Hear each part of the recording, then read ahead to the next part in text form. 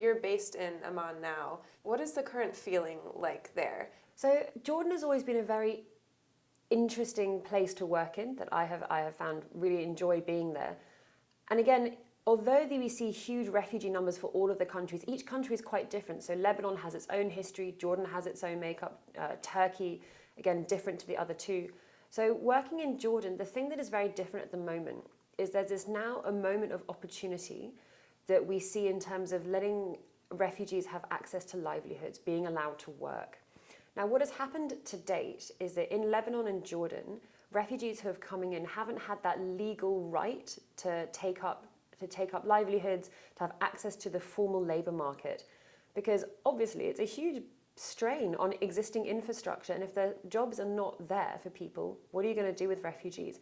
But what we've seen is, because the crisis started in 2011, families who've been in these countries, so Lebanon, Jordan, Turkey, any savings they have run out by now. So now it's really urgent. And when I first started doing advocacy in Jordan a year ago, the word livelihoods was not something you could say with the Jordanian authorities. It just was not a possible move forward or policy decision that you could work on.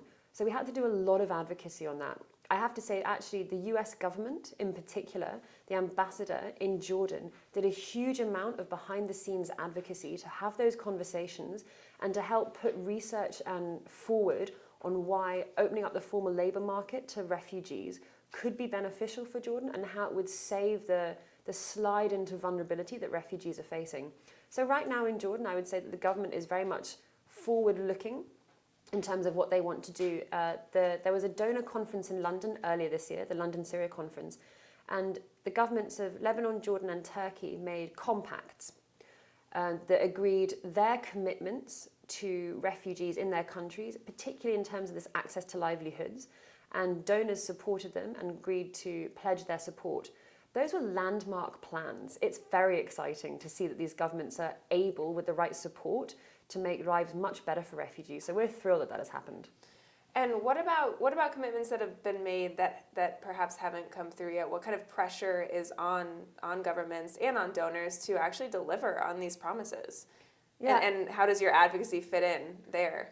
Well, what we normally see, and this is quite a sad thing to say, is often with pledging conferences, a lot of stuff is pledged, it doesn't all arrive there. Right.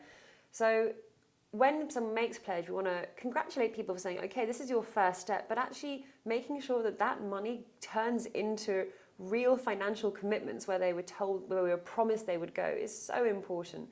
And this is why people like us, like World Vision, that we go to the donor conferences and we make sure that we hold people accountable to the promises they made.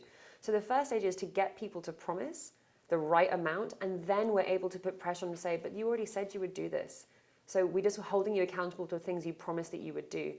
In terms of other pressure for the international community, as you know, currently in Syria, there's a cessation of hostilities, which has been negotiated by the International Syria Support Group.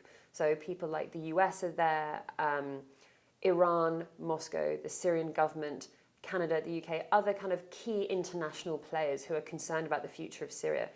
We're really pleased to see that progress is being made. It's not quite there yet, and this is a fragile ceasefire. It's holding, and we have seen an 80 to 90% reduction in violence. But now the question is, how do you take that ceasefire and convert it into a long-lasting political settlement for Syria? What about the next year? I mean, you said even livelihood, the talk of the word livelihood and advocacy for that has really perhaps changed things in the last year. What about in the next year? What are you really focused on right now? I think what we need to do is, now that the door is open to talk about livelihoods, we actually have to support the governments to make it a reality. It's all well and good then maybe say, okay, now there is legal right for refugees, but helping with job creation, vocational skills training, those kind of like concrete steps to make those plans a reality, I think is critical. So as World Vision, we're looking at how we do better programming for youth, for instance.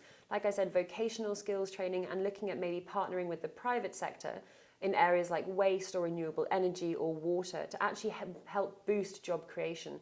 So once the governments have taken that step and said, okay, we are ready now to put the right policies in place, but we need to help them realize those policies and make them a reality.